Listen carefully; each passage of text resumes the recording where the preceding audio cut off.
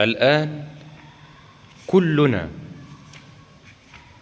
كلنا بلا استثناء يقول قد جاء رمضان، وبعد قليل جدا جدا جدا سنقول انتهى رمضان، فيربح الرابح ويخسر الخاسر.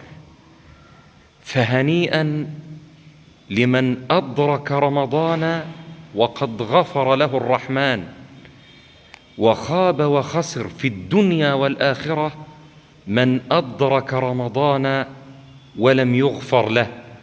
فلا يعلم قيمة رمضان إلا هؤلاء الذين ماتوا وانتقلوا إلى عالم البرزخ، يتمنون أن يعودوا إلى الدنيا ليحضروا يوما واحدا في رمضان، أو يقرأوا صفحة من القرآن في رمضان، أو يصلوا ركعة من صلاة القيام في رمضان، أو يتصدقوا من مالهم الذين تركوه في البنوك وتركوه للورثة ولم ينتفعوا بهم في أخراهم.